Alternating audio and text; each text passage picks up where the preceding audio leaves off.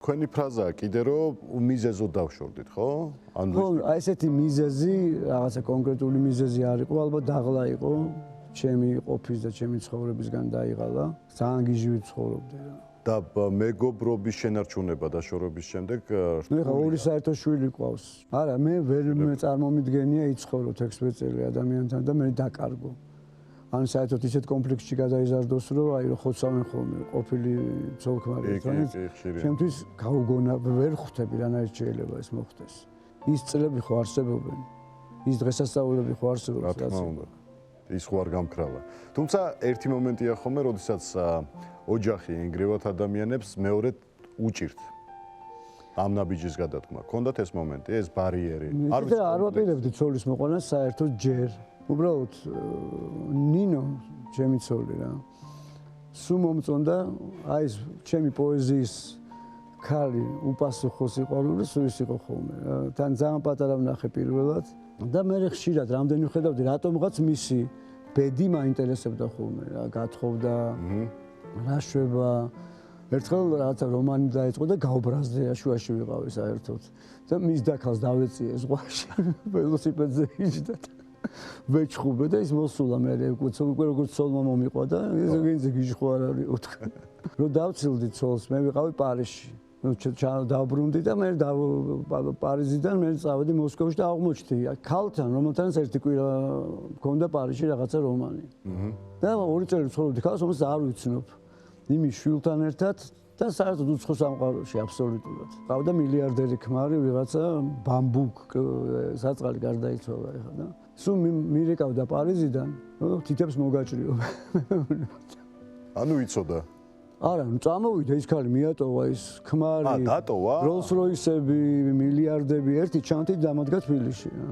ნუ ეხლა იმან მიატოვა ქმარი და იძულებული რო ხარ, რომ ქალმა რომელმაც ის ოჯახი დაანგრია ამ ერთკვირიანი რომანის გამო, მეც გადავედი მოსკოვში ვიქირავებინა ამ ქალთან ერთად. მაგრამ არ გიყვარდათ? არა.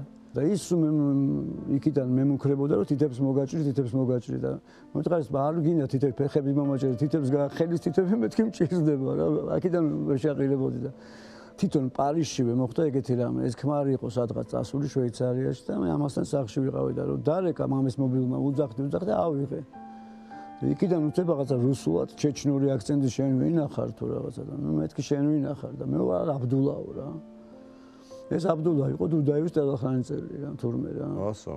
და რაღაცა ძალიან შავი თუ რაღაცა რა. დიდი შარია. დიდი შარი როდანაც შევხვდეთო რა.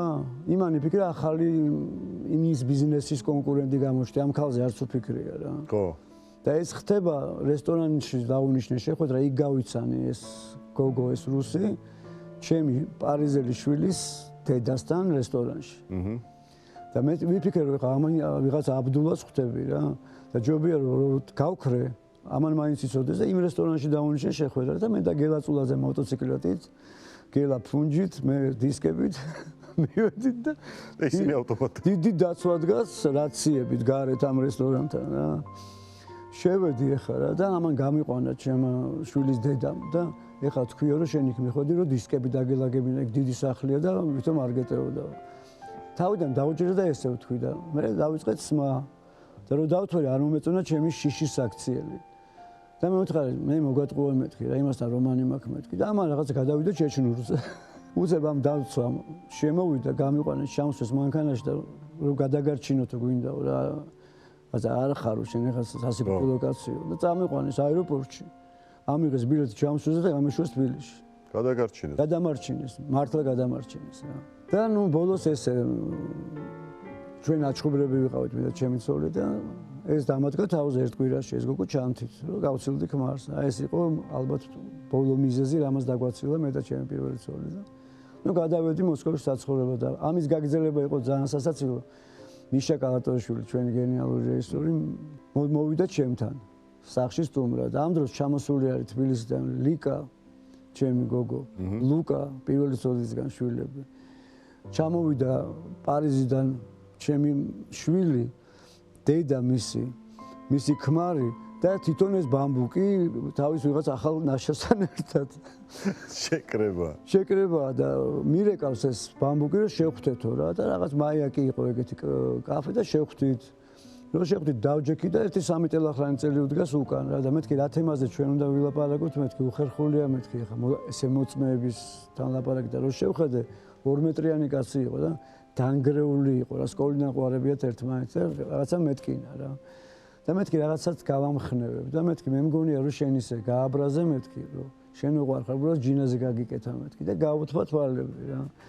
და უცებ მე ვიცი რომ კარგად უკრავ და დაუკარიო რა. ცოტა დავიბერნი ხა ეს სიტუაციაში რა, ну დაუკარი რა და რა ცუდია რომ შენი სპონსორობა არ შემილია.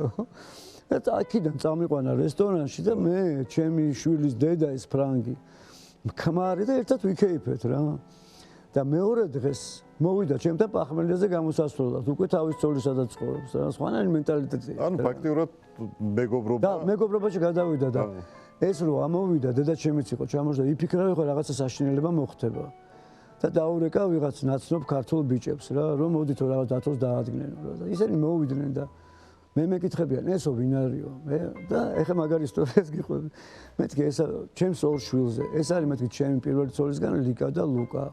ეს ვინ არის? ეს არის პარიზში ჩემი პირველი შვილი, ეს არის მაგის დედა, ქმარი და იმის შვილი.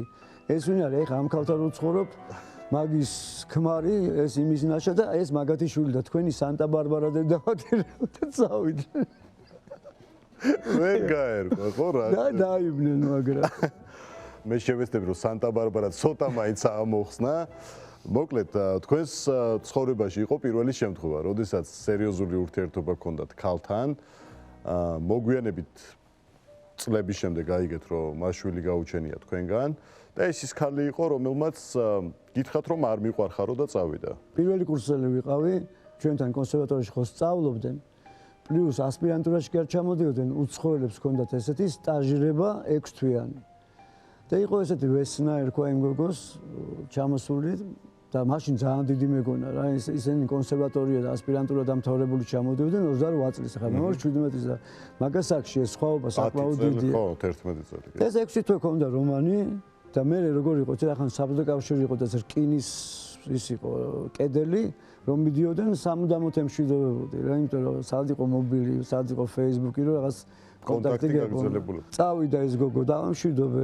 შემდეგ წელს ჩამოდის უკვე სხვა იგივე კონსერვატორიდან სტაჟირებას დამთავრებული. იმათ ხო ერთი წელი ყავთ. და რაღაცა იმაში ვზივართ უსოვკაში და აი ვესნამო ვიღაც ქართველია პატარა ბიჭისგან შვილი გააჩინა. და გავგიჟდი ხა მეთქი მე ვარ მეთქი პატარა ბიჭი მეთქი რა. გამოვარდი ტელეფონი არც მქონდა. მაშინ ტელეგრაფში მიდიოდი და იქ იმეებით რო აერთებდი. და 1-4 საათი რო ელოდები რომ შეგაერთებენ, დაველაპარაკე დედამის, სერბულად ლაპარაკობდა, მე ცოტა ოდნავ მესმოდა. მოგდა 4-ჯერ 5ჯერ დავრეკე და როგორც იქნა გოგოზე გავედი და უკვე გასულია 3 წელი თითქმის რა. მე გავთხოვდიო ცოტა ხანია ამერიკაში მივდივარო და დაივიწყეო ამ ბავშვმა იცისო ის მამაა და ეცოდინებაო და არ მიშენგა შვილი მინდოდა გავაჩინე და კარგად იყავი და წავიდა. ბიჭი იყო თუ გოგო? ბიჭი, სახელიც ვიცი. რა ქვია? დრაგანი, იუგოსლავური სახელია რა. და ეძებდით ბუნებრივია. ძალიან დიდხანს ვეძებდი და ვერანაირად ვერ მივაგენი. მიუხედავად იმისა, არც Facebook-ი აქვს ამ გოგოს.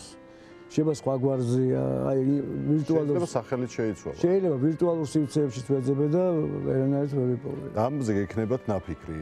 მან არ იცის თქვენი არსებობის თუ იცის და უბრალოდ არ უნდა არა, მგონია რომ შვილმა არ იცის. არ იცის. ამერიკაში რო ვიყავი, აი სულ ფიქრობდი შეიძლება შემთხვევით შემხვდეს მეთქი და მივხვდები რომ ჩემი შვილია მეთქი. თუმცა ვიზუალურად არ იცით როგორია. არა, საიდან. ხო, რთულია.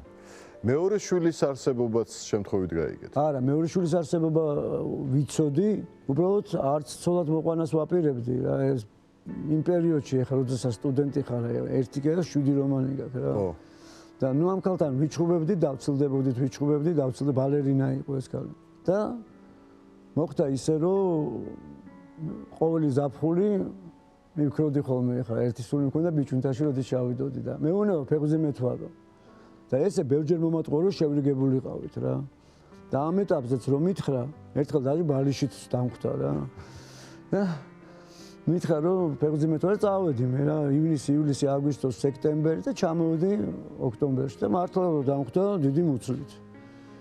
და გაჩნდა და მე დედა ჩემი, ბებია ჩემი სამშობიაროსთან ვიყავით, გააჩინა ბავშვი. მაგრამ ის დედა იყო გაბრაზებული და ნუ კი ხა იქ ამ გოგოს დედა? დედა. ჩხუბი და დედა ყავდა რუსი, მამა ფრანგი. და რაღაცა ჩხუბი დაგვიწყო რაღაცა არ მოგავგავეროთ, რომ მაინც ჩვენ მივდიოდით ხოლმე, ერთხელ მე და მაია ჯაბოა იყო ჩამოსული, მივედით ბავშვი ვნახეთ. ერთი წელი იყვნენ მოსკოვში. ერთი წლის რო გახდა ეს ბავშვი, ეს ქალი დაბრუნდა მამასთან, წავიდა საფრანგეთში, საცხოვრებლად. ესე იგი იმ დროს, საბჭოთა კავშირის დროს ყოველ წელს ვიღებდი ტურისტულები რო იყო რაღაცა. ჩავდიოდი, ყიდულობდი საჩუქრებს, რაღაც იკრებს ყიდიდი თუ რაღაცა რესტორნებში, რომ სად ქონდა მაშინ იმდენი ფული, ხო? და სულ საჩუქრებს და ვასეირნებდი, ვიდეოც ამაქვს. მე ეს რომ მეუბნება, რატო ხარ ესეთი კეთილი ბიძიაო რა, რატომ მეფერებიო? შვილი გეუბნებოდა, რომელმაც არ იცოდა რომ მამა იყო. არიცოდა, არც მან არ იცოდა, იმიტომ რომ ეს ქალი ჩავიდა თუ არა გათხოვდა, გაყვა მუსიკოს სხვათა შორის. რომელიც მე ძალიან მოეწონა ჩემი მუსიკა და უნდა რომ პროდიუსერი გავხდარიყო. სანტა-ბარბარას შემოვიდა ისე. ახალი გმირი. და საკმაოდ კარგი ადამიანი იყო ის და ბავშვიც კარგად უვლიდა რა. და ტრავ არ მიაყენო, არ უთხრა, ვიცის რომ მამა არისო რა. ხომ არა რთულია. არა ძალიან ძნელია. ძალიან რთულია, როდესაც 8 წლამდე მოვითვინე და შანზელიზეს თეატრში მქონდა კონცერტი და ბებია მოიყვანა. და მართლა ძალიან დიდი წარმატება მქონდა, ხელების მაგალითად ფეხებს აბაკუნებდა, ეგარი ყველაზე დიდი გამოვლენა აპლოდისმენტი საფრანგეთში და რო გამოვედი ეს მოვარდა ჩემთან შეხო მამა ჩემი ხარო რა. და მე ვეღარ მოვითვინე და კი მეთქი და ჩავეხოთე და ეგ იყო და ეგ. Salut mon mec, salut. Entre nous ça va plus. Disparaît de ma vie. J'espère que t'as compris. თუ ყოფილა ისეთი შემთხვევა, რომ შვილს დაუდანაშაულები ხართ რამეში, თუნდაც იმაში, რომ სათანადო დრო ვერ დაუთმეთ აღზრდაში. არ ვდებ მე ჩემს შემოქმედებას და ჩემ კარიერას წინ, ვიდრე ჩემს ოჯახს. ჯერ ჩემი ოჯახია და მე ჩემი კარიერა. ესმის. თუმცა ბოჰემურ ცხოვრებასთან შეგუება მეუღლებს უჭირთ ხოლმე. თქვენ შემთხვევაში როგორ იყო? არა, ნუ პირველ შემთხვევაში და მეორე შემთხვევაში ნაწილი ხდებიან ჩემი ყოფის და თანამეგზურები. ეჭვიანობის საბაბი ჰქონდათ? ეჭვიანობდნენ? ეჭვიანობდნენ კი, მაგრამ ჩემი ბუნებიდან გამომდინარე იცოდე რომ მე უფრო რაღაცა რომანტიზმია ეს ჩემი ვიდრე კონკრეტული ღალატი. ანუ ღალატობდით? არა, ნუ კარგი. ასაკობრივი სხვაობა მეუღლეებთან თუ იყო ბარიერი? პრინციპში პირველ წელზე 9 წლით უფროსი ვიყავი, მეორეზე 16 წლით. თუმცა ყვარებია თქვენზე უფროსი ქალები, ხო? და ნუ არა, ასაკს მან მნიშვნელობა არ აქვს. სიყვარულში ასაკი არ არსებობს, მოდის უკვდავება და მარადისობა. როცა გიყვარს. არც ის არის ბარიერი, ქალი დაოჯახებულია თუ არა? ადრე არ იყო. რაღაცა პერიოდის მერე, რაღაცა ასაკის მერე არ მიღირს სხვა ადამიანზე შეურაცხყოფად რა. ესმის. პირველი ოჯახის დანგრევის შემდეგ დაუმეგობრდით ალკოჰოლს. ქონდა პერიოდები ამ რასაც ზაპოის ეძახიან, რა ქართულად როგორ. გადაბმული დალევის მე არ ვიცი ზაპოის როგორ. ქართველებს არ აქვთ ეგ სიტყვა, იმიტომ რომ ეგ მდგომარეობაც არ აქვთ. და თქვენ როდის მიხვდით, რომ პრობლემებს გიქმნიდათ ეს გაუთავებელი დალევა? აი რო უნდა შეგეწყვიტათ უკვე. ბევრჯერ მივხვდი, პერიოდულად შემიწყვეტია, მე დაბრუნებული ვარ, პერიოდულად შემიწყვეტია, დაბრუნებული. ემოციური ადამიანი ვარ და რაღაც პატარა მიზეზიც კი შეიძლება გახდეს იმისთვის, რომ დავლიო. მაგრამ როდესაც დავინახე, რომ შემოქმედებაში კი არ მეხმარება ხელს მიშლის. იმიტომ რომ აი თრობაში დაწერილი ლექსები რო წამეკითხია, აღარ მომწონდა. და ისეთ ადგილზე თუ გაგიღვიძიათ სიმთვრალის გამო, ამ პერიოდში, როდესაც დამოკიდებული იყავით, სადაც არ ელოდით. საერთოდ როგორ მოხდით იქვე? არა, სკვერში გამიღვიძია ბალახზე დაზინებული. გარეთ? გარეთ ქუჩაში. და ნარკოტიკი ვინ გაგასინჯათ? რა ასაკში გასინჯეთ? სხვათა საკმაოდ გვიან. 27 წლამდე არ ვიყავი გაკარებული არაფერზე საერთოდ რა. და მე ერთმა ჩემმა მეგობარმა გამაშინჯა. არ გეშინოდათ, რომ შეიძლება დამოკიდებული გამხდარიყავით? იცი და არასდროს არ ყოფილვარ ნარკომანი. კანარის კუნძულებზე კოკაინი დესერტზე ისე შემოვაქვთ, როგორც ჩვენთან ყავა. ერთ-ერთი ჩვეულებრივი ატრიბუტია რა და დედაჩემი რო ჩამოვიდა, სპეციალური ვახშამი გამართეს ჩემმა მეგობრებმა. და ესე ვერცხლისფერ თებში ჩამოატარეს და მიუტანეს დედაჩემს დაგერეხილი $. მე აქედან საწავსული ყავი არ ვიცოდი რა. და როდის მიხვდით, რომ ეს პერიოდიც უნდა შეწყვეტილიყო ნარკოტიკთან მეგობრობა? საკმაოდ დიდი ხანია, უკვე ალბათ 10 წელიწადზე მეტია, რომ უფრო მეტი. ეს შვილის გამო მოხდა. როდესაც შვილი გახდა ისეთი ასაკის სრულწლოვანი, რა უნდა უთხრას მამამ შვილს, როდესაც თვითონ შვილი შეამჩნევს, რომ მამა ამის თრობის ქვეშ არის. ბოჰემურ ცხოვრებას უფრო მეტი დრო შესწირეთ თუ უფრო მეტი ფული? პრინციპში დროს ყოველთვის ხელოვნებას არ ვაკლებდი და მთელი ფული ბოხემურში წავიდა. არც ბინა არა მაქვს. მე ვახშეებზია გაფორმებული. საერთოდ არაფერი არ გამაჩნია და არც ფული არანაირი ანგარიშს. ბევრი ვალი გაქვთ. ძალიან ისეთი დღე ყოფილა, რომ მართლა საჭმლის ფული არ ქონიათ. ხშირად. ეხას დაყადაღებულები მაგან ანგარიში ჩემი. ხო. ჩამერიცხა ჰონორარი ძალიან მიხაროდა და მივედი და აღმოჩნდა დაყადაღებული ვარ. ეს მე ვახშეები შევიწყალე მე. რაღაცა თანხა კონკრეტული ისესხა დედაჩემმა რაღაც პერიოდში ბევრი წლების უკან და მე მაშინ ძალიან დიდ ფულს შოულობდი რა უზარმაზარ თანხებს მიხდიდნენ რუსეთშიც, საფრანგეთშიც და ამ პროცენტებს ისე ვაგზავნე თორმე სამჯერ ძირიც ამაკ დაფარული. ხო. და მე მოკლედ რო აღარ დამთავრდა $50,000-ში აღმოჩნდა რომ $850,000 მაგ გადახდილი. ჩამოვედი რა საქართველოში და საქმე აღიძრა და როგორც თაღლითური ჯგუფია, ჯგუფი მიდიოდა ციხეში. ესენი მოვიდნენ ჩემთან შვილებით რაღაც და არ დაგუყო რა. რა თქმა უნდა გამოვიტანეს არჩელი, სასამართლოზე არ გამოვცხადდი და მამაჩემზე გადავაფორმე ფილმს ვამთავრებდი პარიზში. და თურმე იმათ რეჟისში არ გაუტარებიათ, მამაჩემი მოატყუეს და აღმოჩნდა რომ 1 წლის წინ იგები კიდე იმათია ბინა. ო. და კიდე ისინი მიჩივიან და გადავაზმარდებიან. ძალიან ცუდია.